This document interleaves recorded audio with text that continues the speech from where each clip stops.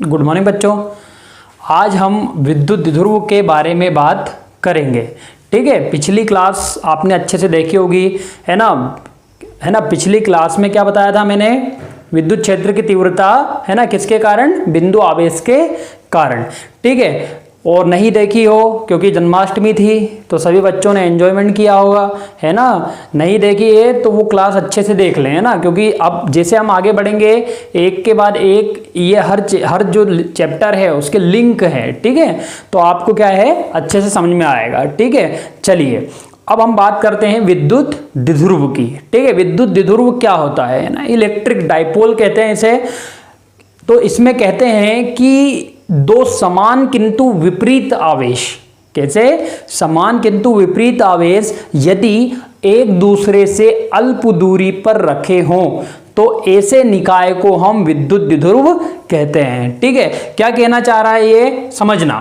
ठीक है, कि मान लो दो समान किंतु विपरीत आवेश, है ना। विपरीत आवेश कौन से? मान लो एक चार्ज है -q और एक चार्ज है +q, है ना। दो समान है ये दोनों, किंतु कैसे? विपरीत आवेश है, एक माइनस है एक प्लस है। दोनों एक दूसरे से कैसे रखे हों? एक अल्प दूरी पर रखे हों। कैसी दूरी पर? अल्प दूरी पर, है ना, ये अल्प दूरी है।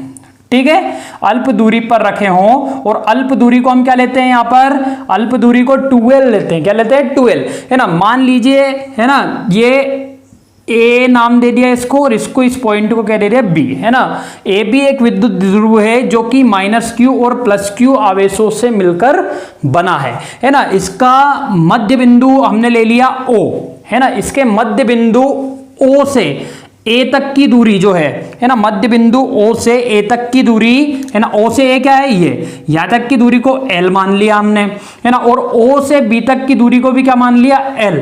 ठीक है, तो भैया A से B तक की जो दूरी है वो क्या हो जाएगी? बोले सर L + L 12, इसको बोलते हैं अल्प दूरी। बस यही कहना चाह रहा है वो कि यदि दो समान किंतु विपरीत आवेश एक दूसरे से अल्प दूरी पर रखे हों, और अल्प दूरी है ये 12, है ना। 12 को हम क्या कहते हैं? अल्प दूरी। अब ध्यान रखना, क्योंकि जब भी अल्प दूरी आएगा, है ना, दो तीन चीजों में हम जैसे इसकी स्थितियां पढ़ेंगे, स्थितियों में भी आएगा, तो अल्प दूरी समझना। अल्प दूरी जब भी बोलूंगा क्या बोलूंगा? 12। और क्यों बोलूंगा वो भी आपको मैंने बताया है। ठीक है, तो ऐसे निकाय को हम क्या कहते हैं? विद्युत द्विध्रुव कहते हैं।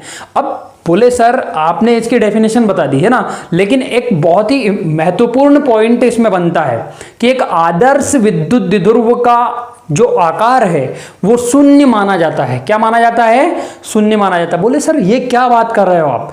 यहां पर अभी आपने विद्युत द्विध्रुव बना दिया, उसका साइज बता दिया 12, उसकी अल्प दूरी बता दी।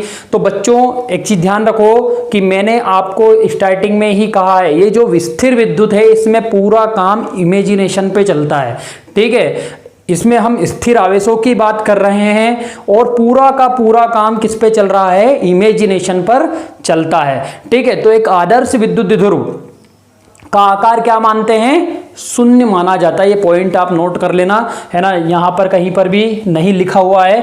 ठीक है, देखिए अब इसको बनाना मैंने सिखा दिया, क्लियर। अब देखो यहां से आप लोग अच्छे से इसको नोट डाउन भी करते चलना, है ना। देखो यहां पर विद्युत द्विध्रुव के बारे में समझाया बहुत अच्छे से, है ना। यदि दो समान किंतु विपरीत आवेश यदि एक दूसरे से अल्प दूरी पर रखे हों तो इस प्रकार बने निकाय को विद्युत द्विध्रुव कहते हैं। और ये यहां पे मैंने क्या बनाया है? विद्युत द्विध्रुव। जैसे मैंने वहां पर टाइप किया था, वहां पर बनाया था, ऐसा का ऐसा ही मैंने यहां पर बनाया है ना। ए भी एक विद्युत द्विध्रुव है, ठीक है, जो कि -q और +q आवेशों से मिलकर बना है।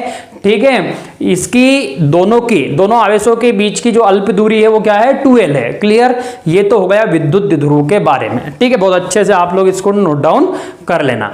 ठीक है, इसके बाद आते हैं हम विद्युत द्विध्रुव आघूर्ण। अब बोले सर विद्युत द्विध्रुव आघूर्ण क्या होता है?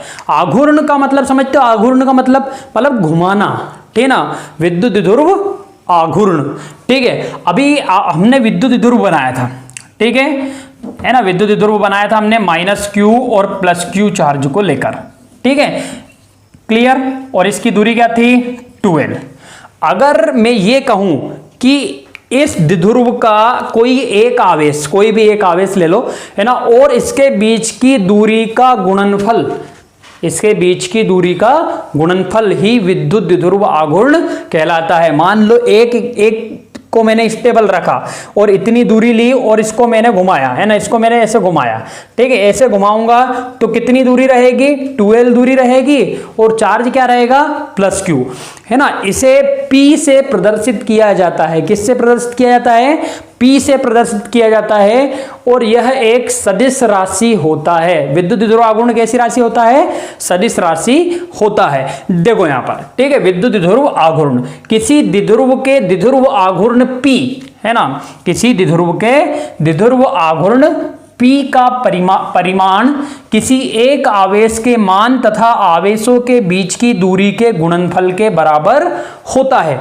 अर्थात क्या हो गया, P is equal to Q into 2L। बहुत ही इंपॉर्टेंट कॉन्सेप्ट है, ध्यान रखना है, ठीक है ना, इंपॉर्टेंट कॉन्सेप्ट है, आपको ध्यान रखना। P is equal to Q into 2L, है ना, जहां पर P क्या है, विद्युत द्विध्रुव आघूर्ण, Q क्या है, वो आवेश, और 2L क्या है, अल्प दूरी। क्लियर, ये चीज ध्यान रखें।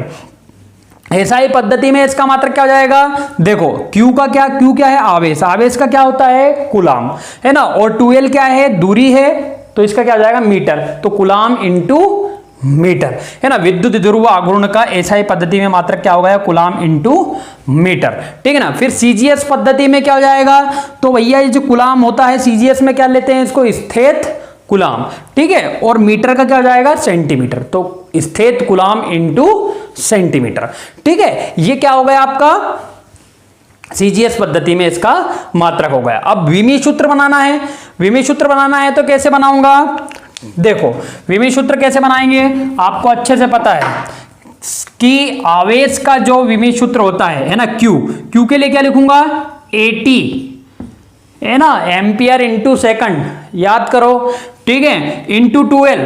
अब 2L क्या है, दूरी है, और दूरी को किससे, लेंथ L, ठीक है, तो क्या हो जाएगा, ATL, और इसको कैसे लिखेंगे, M0 MLTA, ये इस प्रकार से भी इसको हम लिख सकते हैं, जो कि मैंने यहां पर लिखा हुआ है, ठीक है। आप अच्छे से इसको बना लें और अच्छे से इसको समझ लें। क्लियर, चलिए अब क्या देखेंगे कि विद्युत द्विध्रुव आघूर्ण जो है, विद्युत द्विध्रुव आघूर्ण की दो स्थितियों के बारे में हम बात करते हैं, ठीक है ना। कौन कौन सी स्थिति होती है, अक्षीय स्थिति और निरक्षीय स्थिति, ठीक है ना। विद्युत द्विध्रुव के कारण, है ना, अक्षीय स्थिति में किसी बिंदु P पर विद्युत क्षेत्र की तीव्रता ज्ञात करना, और विद्युत द्विध्रुव के कारण निरक्षीय स्थिति में किसी बिंदु P पर विद्युत क्षेत्र की तीव्रता ज्ञात करना,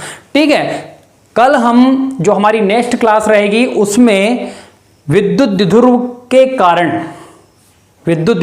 कारण अक्षीय स्थिति में विद्युत क्षेत्र की तीव्रता के बारे में बात करेंगे। ये बहुत ही इंपॉर्टेंट टॉपिक्स हैं, इसलिए इनको क्या करें, आप नोट डाउन करते चलें। ठीक, एक न्यूमेरिकल सोल्व आउट करते हैं इसी पर बेस्ड हम, ठीक है। देखो क्या कह रहा है कि हाइड्रोजन परमाणु में प्रोटॉन तथा इलेक्ट्रॉन एक दूसरे से 0.5 एंगस्ट्रॉम, है ना, ये किसका साइन है, एंगस्ट्रॉम की दूरी पर रखे हैं। परमाणु का द्विध्रुव आघूर्ण ज्ञात कीजिए, ठीक है। परमाणु को क्या ज्ञात करना है, द्विध्रुव आघूर्ण ज्ञात करना है, ठीक है भैया। देखो इलेक्ट्रॉन और प्रोटॉन दोनों रखे हुए हैं। अब इलेक्ट्रॉन और जो प्रोटॉन है दोनों आवेश है और विपरीत आवेश है दोनों के पास में, एक के पास नेगेटिव है, एक के पास पॉजिटिव है। लेकिन बच्चों दोनों का जो परिमाण होता है वो सेम होता है, केवल साइन अलग अलग होता है, बाकी दोनों का परिमाण क्या होता है, सेम होता है। जैसे मान लो मैं प्रोटॉन की बात करूं तो प्रोटॉन पर क्या होता है, पॉजिटिव 1.6 इंटू 10 की घात कितनी, -19, है ना, ये प्रोटॉन पर साइन होता है, ठीक है ना। और इलेक्ट्रॉन पर नेगेटिव 1.6 इंटू 10⁻⁻19। अब एक बार बताओ मुझे तुम, है ना, परिमाण किसे कहते हैं, ये जो संख्यात्मक मान होता है ना इसको हम परिमाण कहते हैं। ये साइन अलग हो जाएंगे, है ना, ये जो संख्यात्मक मान है दोनों के ये समान है, इसी को परिमाण कहा जाता है, या फिर हम इसी को मैग्नीट्यूड कहते हैं। क्या बोलते हैं, मैग्नीट्यूड, ठीक है। तो परिमाण दोनों के सेम होंगे। क्लियर। अब रही बात किसकी, एंगस्ट्रॉम की। तो एंगस्ट्रॉम क्या होता है ना, इसको ऐसे लिखते हैं एंगस्ट्रॉम, है ना, एंगस्ट्रॉम, एंगस्ट्रॉम, और इसका साइन होता है ए पर नॉट, है ना। ये आपका क्या होता है, एंगस्ट्रॉम का साइन। ये दूरी का मात्रक होता है। किसका मात्रक होता है, दूरियों का ही मात्रक होता है, और इसके बराबर होता है 10 की घात माइनस 10 मीटर। क्लियर, 10 की घात माइनस 10 मीटर। अब हमने अभी क्या पढ़ा है कि कोई एक आवेश और उन दोनों आवेशों के बीच की दूरी का गुणनफल ही क्या है, विद्युत द्विध्रुव आघूर्ण है। तो मुझे क्या करना है, ज्ञात करना है ना। अब ये कैसा होगा, देखो यहां पर अगर मैं बात करूं तो यहां पर कैसा होगा विद्युत द्विध्रुव आघूर्ण, ऐसा, है ना।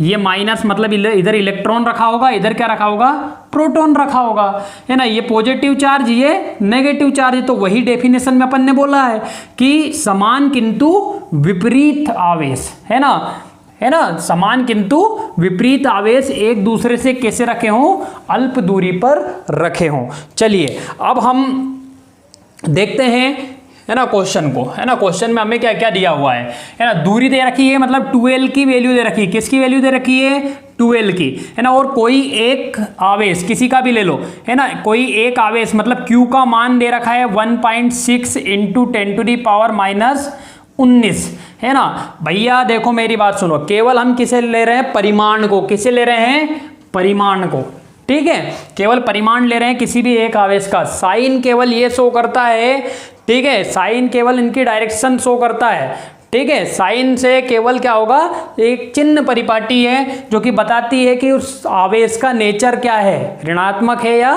धनात्मक है, ठीक है। तो ये Q का मान हो गया। 12 क्या हो गया, 12 हमारा क्या हो जाता है, 0.5 एंगस्ट्रॉम, मतलब 10 की घात माइनस 10, ठीक है। आ गई बात समझ में। चलिए अब हम जानते हैं, है ना। यहां पर लिखोगे, ये तो अब आपके लिखोगे दिया है, फिर हम लिखेंगे हम जानते हैं। हम जानते हैं, क्या जानते हो आप, है ना, कि P is equal to Q into 12, है ना। यहां पर मैंने वैल्यू रख दी, है ना, P is equal to Q into 12, है ना। तो P हमें निकालना है, ठीक है। Q क्या हो जाएगा, Q इंटू 12, है ना। इनकी वैल्यू पुट कर देना। Q की जगह पर क्या पुट करोगे, 1.6 गुणित 10 की घात माइनस 19, है ना। और दूरी की जगह पर क्या पुट करोगे, दूरी की जगह पर लिखोगे 0.5 गुणित 10 की घात माइनस 10, ठीक है। ये आप यहां पर पुट कर दोगे। क्लियर। अब इसको सोल्व करना है बस, बाकी कुछ भी नहीं, आपका P निकल के आपके सामने आ जाएगा, ठीक है। कैसे सोल्व करोगे, तो देखो यहां पर 1.6 है, यहां से दशमलव हटाओगे, एक अंक के बाद दशमलव नीचे 10 हो जाएगा, है ना। नीचे कितना हो गया, 10, ठीक है। जैसे क्या 16 इंटू 10⁻⁻19, है ना, 16 गुणित, अब नीचे क्या आ गया, 10 आ गया, ठीक है, गुणित, ये 0.5 है, नीचे 10 आ जाएगा। तो इसको भी मैं क्या लिख सकता हूं, 5 गुणित 10 की घात माइनस 10, और बटे में क्या हो जाएगा, 10। क्लियर, ठीक है। 10 पे घात 1 है, इस पे घात 1 है, ऊपर जाएंगी तो क्या हो जाएगी, माइनस की घात हो जाएगी, दोनों प्लस की है नीचे, अभी ऊपर जाएगी माइनस की हो जाएगी। 10 की घात 1, 10 की घात 1, 10 की घात 2 लिखा हुआ है नीचे, 10 की घात 2 ऊपर जाएगी तो काय की हो जाएगी, माइनस की हो जाएगी। अब ऑलरेडी ऊपर क्या है, 10 की घात माइनस 10 और 10 की घात माइनस 19, 19 और 10 29, और 2 ये आई तो कितनी हो गई, -31, और 16 का इंटू कर दिया मैंने किसमें, 5 में। 16 पंज होता है 80, ठीक है। 16 पंज कितना होता है, 80, तो ये आ गया 80, ठीक है, इंटू 10 की घात माइनस 31, ठीक है बच्चों। देखो अब यहां पर कमाल, 80 को क्या लिखोगे, 8 गुणित 10 लिख सकते हो 80 को, और 10 की घात माइनस 31, इस पे 10 पे घात 1 है, 10 की घात माइनस 31 में से 10 की घात 1 जाएगी प्लस की, तो क्या बचेगी, 10 की घात माइनस 30, 8 गुणित 10 की घात माइनस 30, है ना। और इसका मात्रक क्या होता है, coulomb into metre, coulomb into metre, है ना। बस यही है आपका इस द्विध्रुव का विद्युत द्विध्रुव आघूर्ण, यही आंसर है। ठीक है, इस प्रकार से आपका क्या बनता है, इसका न्यूमेरिकल बनता है। क्लियर। यहां पर आपका विद्युत द्विध्रुव आघूर्ण भी खत्म होता है, लेकिन इसकी स्थितियां बचती है। इसकी दो स्थितियों के बारे में हम बात करते हैं जो कि इंपॉर्टेंट होती है, महत्वपूर्ण है। ठीक है, अक्षीय स्थिति, है ना, और निरक्षीय स्थिति। ठीक है, कल हम इसकी विद्युत द्विध्रुव की अक्षीय स्थिति के बारे में बात करेंगे। क्लियर। जय हिंद, जय भारत।